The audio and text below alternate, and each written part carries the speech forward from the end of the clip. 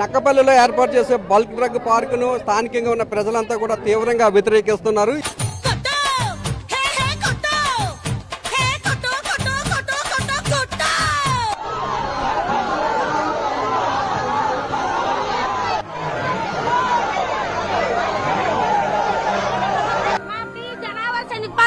Cancer వస్తుంది, కాలు చేతి వాత వచ్చేస్తుంది, మా జనం చచ్చిపోతున్నారు. నాకు వద్దు కంపెనీ. మా వాళ్ళు రాత్రి 12 గంటలు వచ్చి పగులు 12 గంటలు ఏటకెళ్ళి చేపలు అమ్ముతా బతుకుతారు. మాకు డబ్బులు ఉండవు, మాకు భూములు ఉండవు, మాకు వల్ల తప్ప ఏమీ ఉండవు. ముందు బ్యాటరీ వచ్చినప్పుడు మేము ఇలా ధర్నా చేసుకుంటా ఒక ఏటొట్టు కూర్చున్నాం. అనిత గారి కారు వేసుకో వచ్చింది.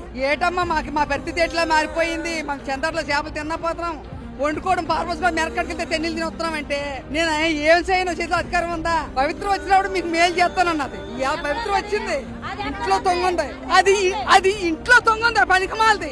మాకు రక్తాడితే దొక్కాడుతుంది, మాకు భూములు లేవు, ఆస్తి లేవు, అంతస్తులు లేవు, మాకు ఉండడానికి గూడు లేకుండా చేస్తున్నాయి, ఉండడానికి గూడు లేకుండా చేస్తున్నాయి.